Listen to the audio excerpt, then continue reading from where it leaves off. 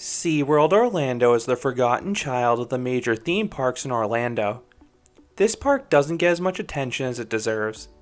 While this park can't compete with the theming of Disney or Universal, it's still a very nice looking park with some elite attractions, and it has a big advantage over the big two: lines. If you're in Orlando and hate waiting, you may want to consider SeaWorld. Find out everything you need to know about this park in this review. After the success of their San Diego and Ohio parks, SeaWorld wanted to build another park in the bustling Orlando market. Just 2 years after Walt Disney World opened, SeaWorld Orlando opened in 1973. It had the traits of their other parks: lush landscaping and lots of sea creatures. The park was mostly about the animal exhibits and shows. In 1989, Anheuser-Busch purchased the SeaWorld parks, and they began their evolution into more traditional theme parks. SeaWorld Orlando kept the animals and shows, but they started adding mechanical rides in the 1990s. In 2008, Anheuser-Busch was acquired by Belgian-based InBev.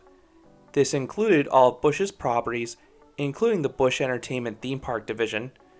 InBev quickly sold the theme park division to the Blackstone Group, who renamed Busch Entertainment as SeaWorld Parks. After the Blackfish documentary covering the controversy of SeaWorld's captive orcas was released in 2013, the park's attendance started to decrease. SeaWorld Orlando needed to reshape its image. Like all the SeaWorld parks, they made some key changes. The shows were modified to be more educational and preservation-based. SeaWorld Orlando also turned Shamu's Happy Harbor into a Sesame Street area to utilize the chain's most lucrative intellectual property. But most importantly, SeaWorld Orlando started adding more rides, particularly roller coasters, and another is on the way in 2023 with Project Penguin, which is expected to be the first B&M surf coaster. SeaWorld Orlando is right in the middle of Walt Disney World and Universal, so it's easy to access as part of an Orlando vacation. Many hotels have shuttles to the park, or you can call an Uber or drive. If you drive, know that you'll have to pay $30 to park, unless you have a season pass. SeaWorld Orlando is one of the pricier parks out there, costing upwards of $120 per day without any discounts. But if you buy in advance online, you can typically save $35 to $40. I typically visit using a SeaWorld Platinum Pass. This grants you access to all 11 parks in the chain.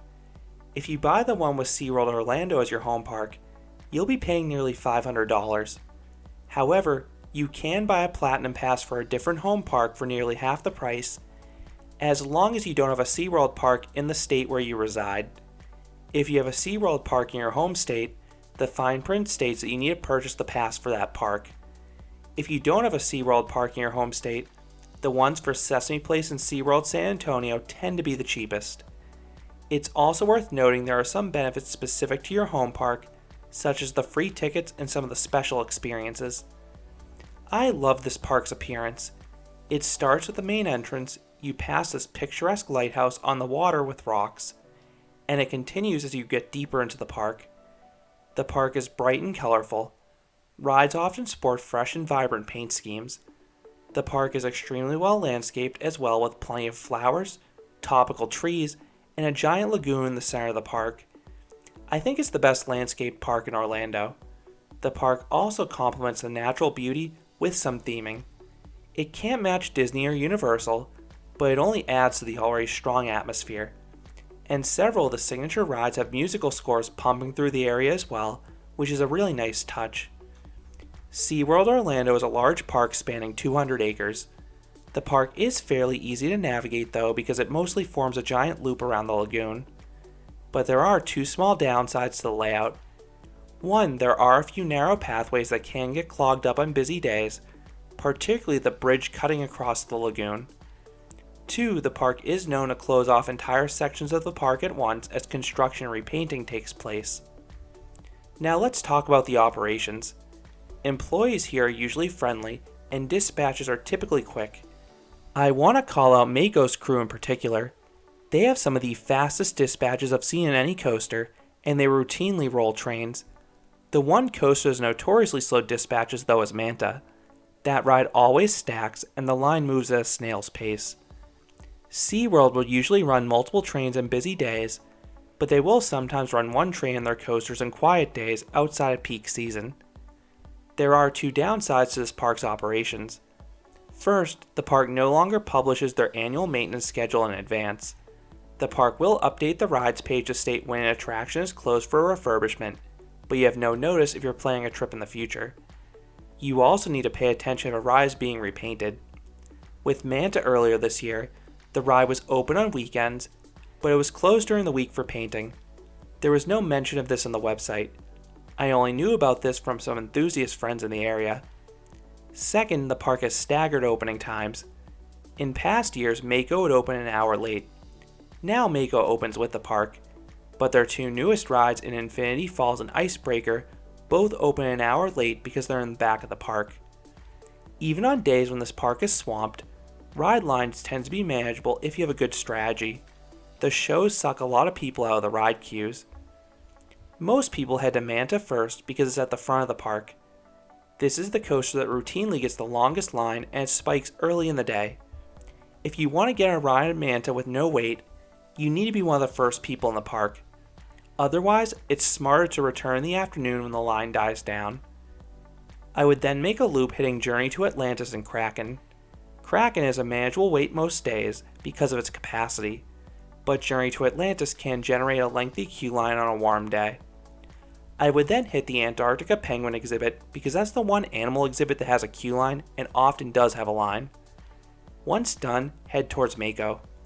If the back section hasn't opened yet, ride Mayco until it does. If the back section is open, I'd honestly come back to Mayco later because it usually has one of the shortest lines in the park because it's such a people eater. When the back section is open, again it's usually 1 hour after the rest of the park, I strongly recommend riding Infinity Falls as soon as possible. This rapids ride routinely has the longest line in the park and it is prone to downtime. This line can often hit the hour mark if it's a hot day, so this is your best time to ride it with a minimal wait. You can then hit Icebreaker.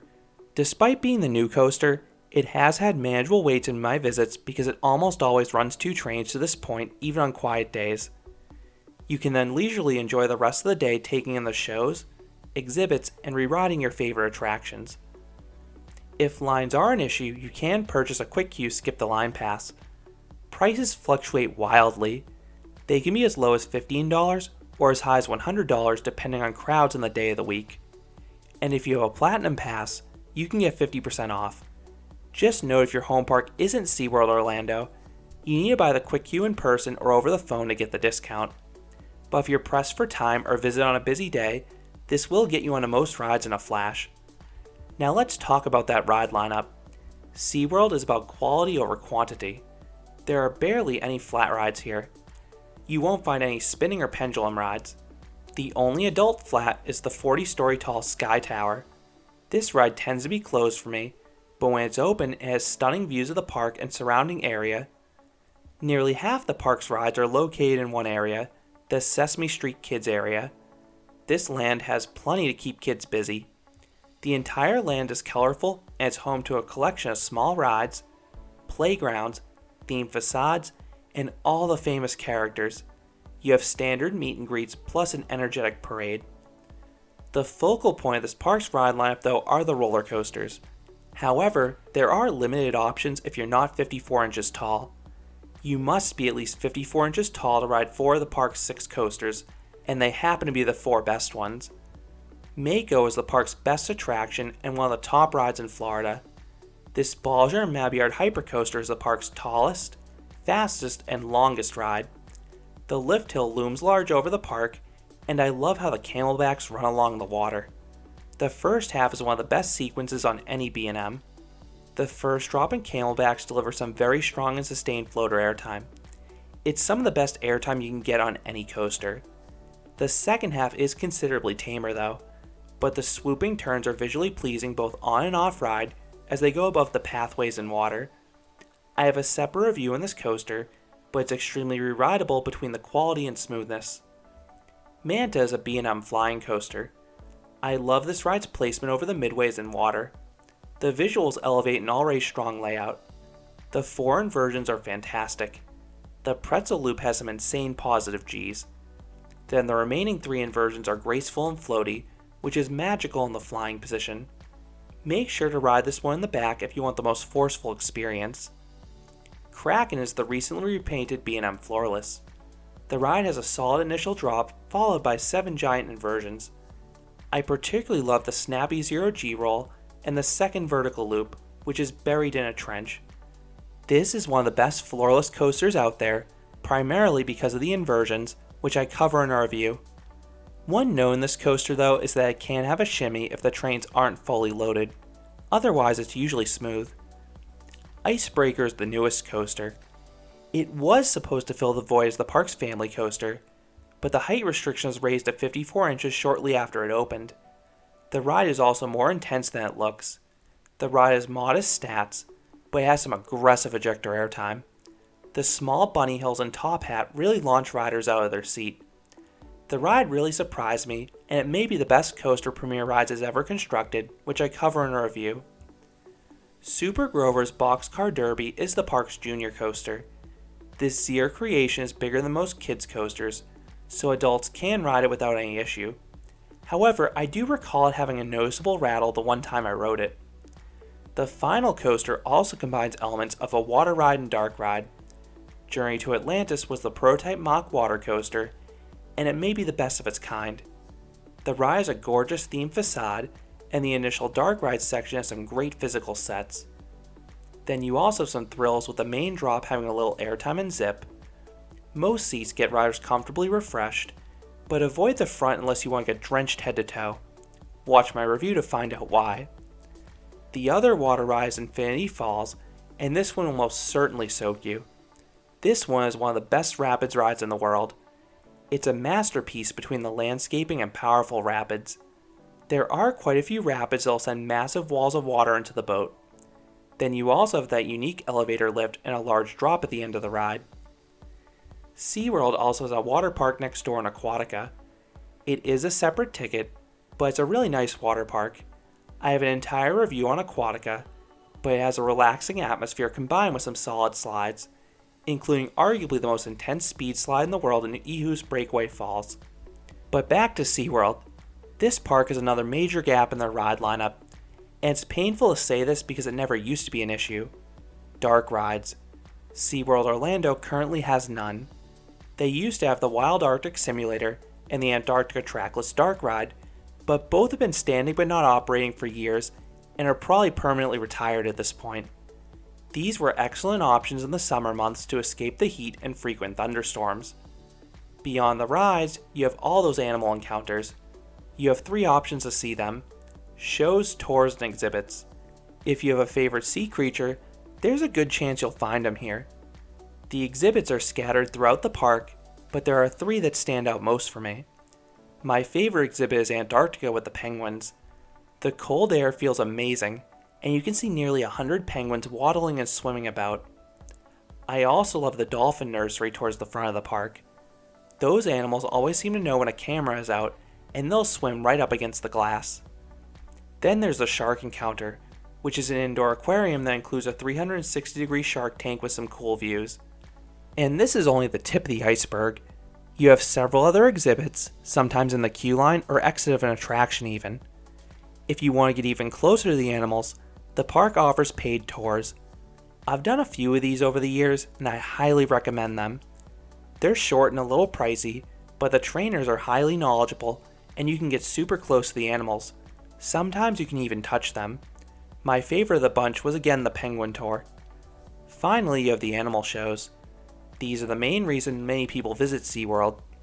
The older shows had more comedy and theatrics, but the newer ones are more educational based. I'm not the biggest fan of these and focus more on the exhibits and rides when I'm at the park. Moving on to the food, SeaWorld Orlando is underrated in this department.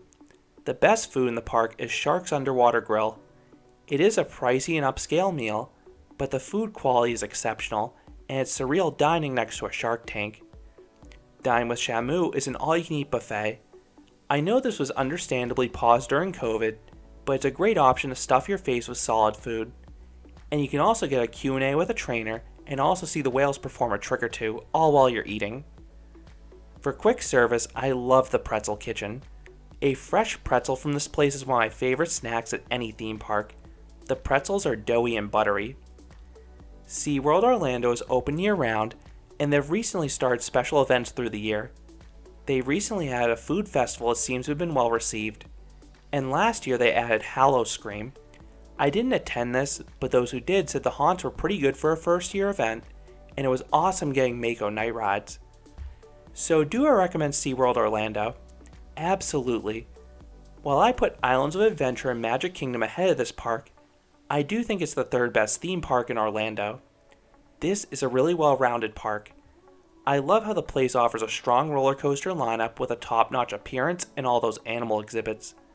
This park is set up in such a way you can come either for a few hours to binge all the coaster credits, or spend an entire day soaking up the exhibits at your leisure. While this park doesn't have as many rides as some of the other top parks out there, this park is all about the quality over quantity, and the atmosphere really covers a lot of gaps. So those are my thoughts on SeaWorld Orlando, arguably the most underrated park in Orlando. What are your thoughts on this aquatic themed park? Do you like the park's focus towards rides and roller coasters? Let me know your thoughts down in the comments. If you enjoyed this review, I'd appreciate it if you gave this video a like, and you considered subscribing, because there'll be a lot more roller coaster and amusement park videos here at Canopy Coaster. Thanks for watching.